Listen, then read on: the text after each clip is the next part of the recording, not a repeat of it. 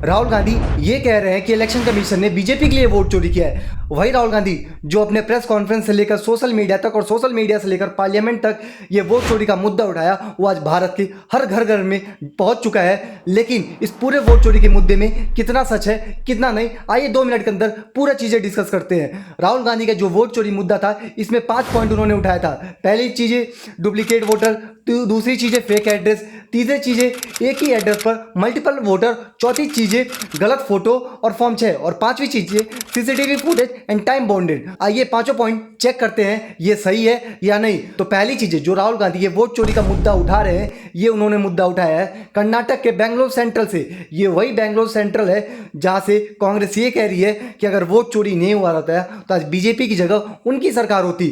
तो पहली चीजें मैं आपको बता दूं, फैक्ट और डाटा के अकॉर्डिंग बीजेपी लास्ट 4 टर्म के इलेक्शन से उस पर्टिकुलर कंस्टिट्यूंसी में कांग्रेस से ज्यादा वोट पा रही है, और हर ईयर में वो कांग्रेस से ज्यादा वोटर इंक्रीज कर रही है। तो यहां पर गलती कांग्रेस की है और राहुल गांधी की है कि वो अपने वोटर को तक ये नहीं समझा पा रहे हैं कि सही क्या है और गलत क्या है।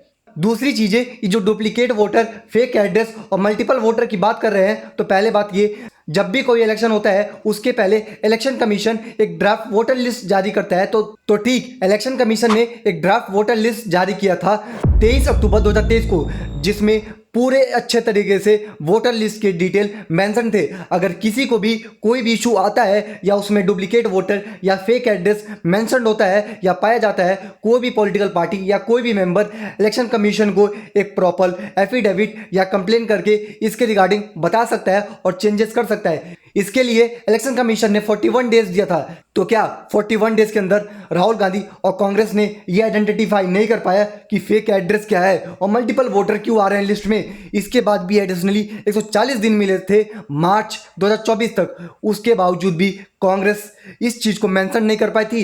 ये भी छोड़िए, लोकसभा इलेक्शन के अंदर जो भी बीएलओ एजेंट होते हैं पार्टी के और जो भी बूथ के मेंबर होते हैं, उनके पास प्रॉपर वोटर लिस्ट आती है, उसमें भी उनके पास सारी चीज़ें और डिटेल रहती है।